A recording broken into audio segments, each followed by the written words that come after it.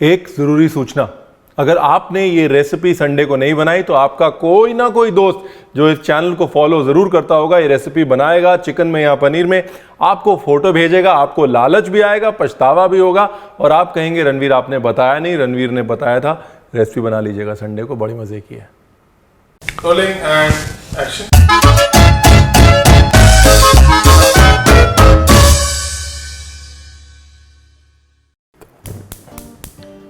देखो जी, chicken curry बड़ी खाई होगी आपने, ऐसी अगर आपने चिकन करी खाई होगी ना, मूंछें मुंडवा लूँगा मैं। चलो भाई, मेन काम हो गया।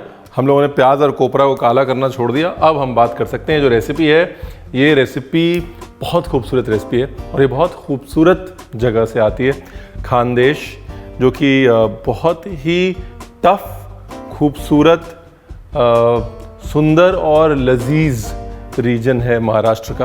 और मेरी फेवरेट करी है ये। खानदेशी मटन, खानदेशी चिकन, खानदेशी पनीर बना सकते हैं आप, लेकिन जो स्वाद नॉनवेज में तो इसकी जो खूबी होती है वो ये होती है कि जो मसाला बनता है, जो खानदेशी काला मसाला बनता है, वही इस डिश की मोनोपोली है। अब ये काला मसाला सूखा भी बनता है, गीला भी बनता है। हम गीला वाला बना रहे हैं, लेकिन आपको सूखे की पूरी वो क्या बोलते हैं उसको, विधि बता देंगे, ठीक है। देखिए, जलने देना है, घबराना नहीं है। हाँ, ब्यूटी इसकी यही है। अब खानदेश जो है वो एक ड्राई रीजन है महाराष्ट्र का।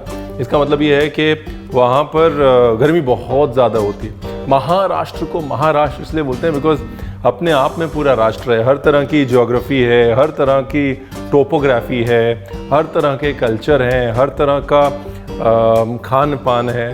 तो एक तरफ जहाँ बहुत पानी वाला कोंकण है, वहीं बिल्कुल कम पानी वाले रीजन्स भी हैं।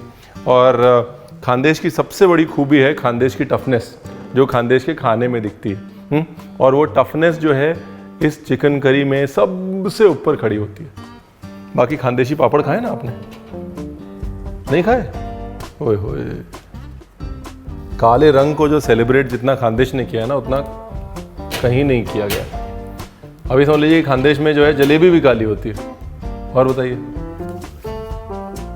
प्याज को ऐसे पकाने से दो चीज़ें होती हैं। एक तो स्मोकीनेस आती है, जो बहुत इम्पॉर्टेंट है खानदेशी चिकन या मटन में। दूसरा, प्याज को जब हम पकाते हैं और भूनते हैं तो गर्मी नहीं लगती, वो भी बहुत इम्पॉर्टेंट है। इसलिए खानदेशी चिकन जो है गर्मियों में अपने आप में एक औषधि है, क्योंकि उबला हुआ या भुना हुआ प्याज लू नहीं लगने देता, गर्मी नहीं लगने देता। क्या क्या हो गया? अच्छा, ये हो गया। अब सूखे मसाले लेके आते हैं। और आप ये समझ लीजिए कि अगर मैं 4 मीडियम साइज़ के प्याज ले रहा हूँ तो कम से कम आधा नारियल लूँगा, और कम से कम नहीं तो नारियल का आधा मैं धनिया लूँगा। ये है बेस। धनिया, नारियल और प्याज जो है ये इस मसाले का बेस है। अब उसके बाद जैसे गरम मसालों में सारे खुशबू वाले मसाले होते हैं, खुशबू वाले मसाले मैं उसमें अपने हिसाब से डालता रहूँगा, ताकि एक कोकोनट कोरिएंडर बेस का एक डार्क कलर का गरम मसाला बन जाए, जिसे हम सूखा हुआ खानदेशी मसाला कहते हैं। ठीक है, यहाँ तक सबको समझ में आ गया? अब ये सारे मसाले मिलके अगर 70 ग्राम होंगे तो 125 ग्राम धनिया होगा, मतलब रेशियो इतना है धनिया का। जीरा बिल्कुल कम है। और अगर धनिया 125 ग्राम होगा तो नारियल जो है वो 250 ग्राम या 275 ग्राम होगा। ये अगर आपने समझ लिया ना, तो उसके बाद फिर बाकी तो मतलब कुछ नहीं बचा। देखिए, जलाने के 2 फायदे हैं। एक तो नटीनेस आती है, दूसरा पुराने टाइम में जो नारियल है वो खानदेश तक आते आते बड़ा वक्त लग जाता था उसको, और बड़े टाइम तक अंदर पड़ा रहता था, तो इसलिए नारियल में एक ऑफ स्मेल आ जाती थी। तो इससे वो स्मेल भी चली जाती है, यानी कि जायके का जायका, खुशबू की खुशबू, प्रिजर्वेशन का प्रिजर्वेशन। हम भुनेंगे जी मसाले। धड़। अब ये जो सूखा मसाला है, यानी कि कोपरा, धनिया, खुशबू के मसाले, ये सारे मसाले आप चाहें तो ड्राई रोस्ट कर और हल्का सा नमक डालकर एकदम एयरटाइट कंडीशन में 3-4 महीने रख सकते हैं, राइट। अगर आप चाहें तो एक वेट मसाला बना के फ्रीज़र में रख सकते हैं। हम वो वेट मसाला बनाएंगे। नॉर्मली मैं कहता हूँ कि कोकोनट जो है वो बेस के मसाले फ्रीज़र में उनका टेक्सचर ख़राब हो जाता है, फ्रेश कोकोनट। बट यहाँ पर ड्राइड कोकोनट है जिसे आपने और डिहाइड्रेट कर दिया है, इसका टेक्सचर ख़राब नहीं होगा, ये फ्रीज़र में भी अच्छे से कम से कम नहीं तो 2 महीने तो रहेगा। ठीक, तो अगर ये ऐसे मिक्सी में जाएगा और ऐसे इसका एक बारीक सा पेस्ट बन जाएगा तो ये जो है खानदेशी मसाला ड्राई वाला हो जाएगा। शुरू में जब आप ग्राइंड करेंगे आपको लगेगा थोड़ा गीला है, आपको धूप दिखानी पड़ेगी ताकि वो बिल्कुल सूख जाए, लेकिन चीज़ बड़े कमाल की है। That is a promise. देखिए आजकल हम एक्टिवेटेड चारकोल यूज़ करते हैं, वो हम कोकोनट से एक्टिवेटेड चारकोल बनाते हैं। अगर खानदेश में इतने टाइम से यूज़ हो रहा है और भोपाल का जो मटन है उसमें तो एक कब से पड़ रहा है, तो वो एक्टिवेटेड चारकोल तब से बना रहे थे जो हमने आज मॉडर्न कुकिंग में यूज़ करना शुरू किया है। कभी कभी आप हिंदुस्तान का खाना बना के खुद को ही सरप्राइज कर लेते हैं। मॉडर्न से मॉडर्न टेक्निक जो आपको लगता है ना, एक्टिवेटेड चारकोल, देख लो कोकोनट एक्टिवेटेड चारकोल। लो खूबसूरत प्याज भी हो गया, देखो इधर भी हो गया प्रोग्राम। ये लीजिए, ऊपर का छिलका उतारा, उसके बाद जितना हाथ से साफ हुआ किया। प्याज का देखिए कलर चेंज हो गया, ट्रांसपेरेंट सा हो गया ना प्याज, इसका मतलब पक गया है, मीठा हो गया है और स्मोकी हो गया है। ये है, इसे कहते हैं खुशबू। इसके आगे सब फेल है, फिर तो कुछ नहीं रह गया, अब तो हो गया। अब तो खाने की तैयारी करनी है बस। हाँ, बाकी चिकन के साथ तो अलग से पकाओगे ना थोड़ा प्याज। ओके जी, प्याज, धनिया, उसके बाद मसाला,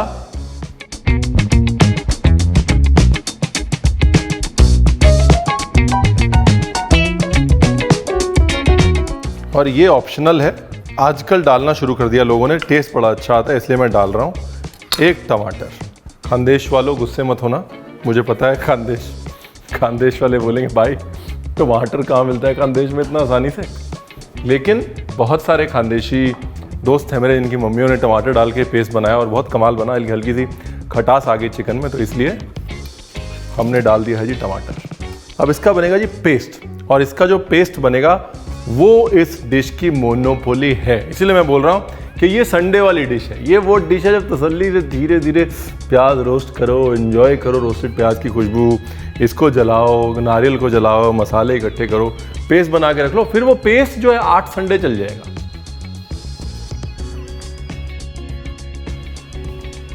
देखो जी, ये देखो, इसको सूंघो और फिर बताओ मोहब्बत कैसे ना हो।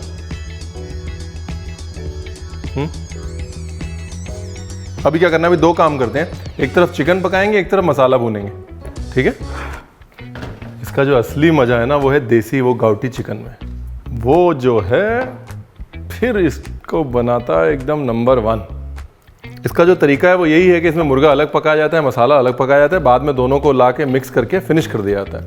वो इस कारण से कि पहले ये डिश सिर्फ और सिर्फ गाउटी मुर्गे से बनती थी और वो पकने में वक्त लेता था। तो टेक्निक आज भी वही यूज़ करेंगे, एक तरफ मुर्गा पकेगा, एक तरफ मसाला पकेगा, लास्ट में दोनों को मिला के प्यार मोहब्बत से सुपर्ब डिश बन जाएगी। अब अगर मसाला स्टोर करना है तो उसको ऐसे स्टोर करना है बगैर भूने, लेकिन हम इसमें से कुछ हिस्सा स्टोर करेंगे, कुछ भूनेंगे। इतना अगर चिकन है, आप ये समझ लीजिए, ये देखिए इतना चिकन है तो मैं इसमें 1/3 मसाला इस्तेमाल कर लूँगा, 1/3। ये लो जी, एक तरफ मसाला एक तरफ चिकन। आप ज़रा ध्यान से देखिए, दोनों प्रोग्राम चलते रहने चाहिए। तेज पत्ता, तो पहले चिकन के लिए ये गया कांदा, ये ऑप्शनल है, हमने डाल दी हरी मिर्च, नमक,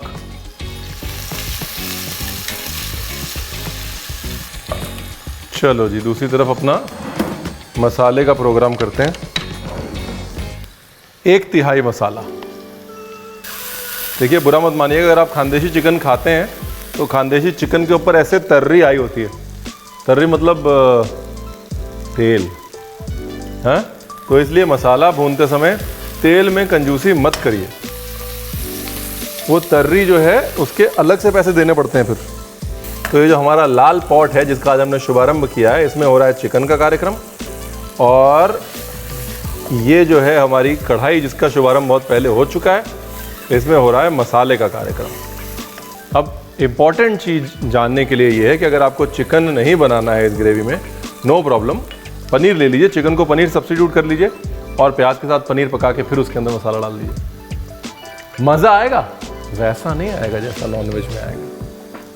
सॉरी, ट्राई कर सकते हैं। यार आप अगर यहाँ होते ना तो भी खुशबू से ही मतलब आप घायल हो चुके होते।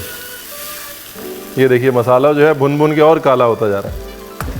यहाँ पर चिकन के मैंने लेग ही लिए हैं, थाइज और ड्रमस्टिक, क्योंकि उसमें एक जूसीनेस होती है और इस डिश में कोई भी लंबे समय तक पकने वाली जो डिश है उसमें लेग्स यानी कि थाई और ड्रमस्टिक का फ्लेवर अच्छा आता है। और ये बड़ी इंपॉर्टेंट चीज़ है, मेरे को पीछे से बताया गया है कि रणवीर वो आप ज़रूर बता दो कि बोनलेस यूज़ ना करें। बिल्कुल बिल्कुल, ये हाथ जोड़ के प्रार्थना है कि अगर आप नॉनवेज करीज बनाते हैं तो प्लीज़ बोनलेस यूज़ मत करिए, चाहे मटन है चाहे चिकन है।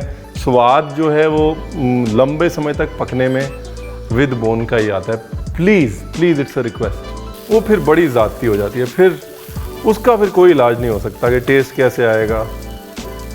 देखो जी, इधर से मसाला भुनेगा और उधर से चिकन रेडी हो जाएगा। बताइए,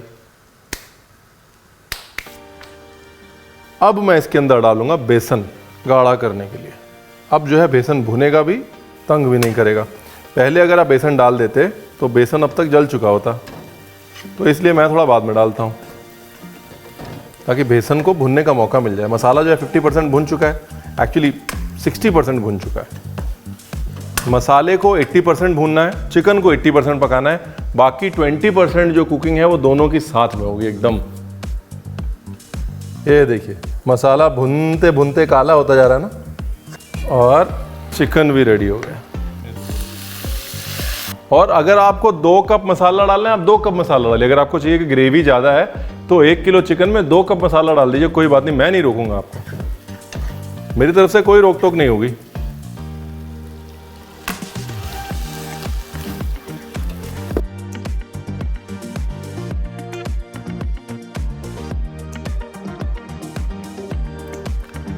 वाह, गार्डन गार्डन हो गया दिल यार। थोड़ा सा गर्म पानी,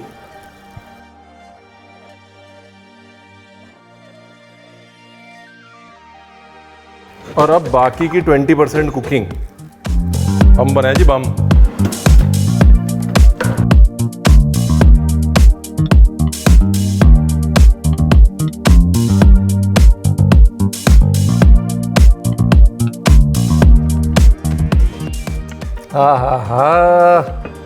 आओ जी पास आके देखो, देखो ये है तर्री। अब बताओ, अब सच कसम खा के बताना, अगर ये कोई फोटो या वीडियो आपको भेज देता संडे को, पर आप घर पे बैठ के बाहर से कुछ मंगा के खा रहे होते, तो आप पछताते कि नहीं पछताते? प्रॉब्लम मैंने सॉल्व करी है कि नहीं करी है? और साथ में ये कहाँ गया मसाला? चोरी हो गया। मसाला कहाँ है? यहाँ पे ना पहले ही मेरे को पता है, मैंने बोल दिया फ्रीजर में रख सकते हैं। तो ये जो है 2 हिस्से बचे हुए हैं, यानी कि इससे 2 किलो चिकन और बन सकता है। ठीक है, तो अगले संडे और उसके बाद के संडे का भी जुगाड़ मैंने साथ में कर लिया।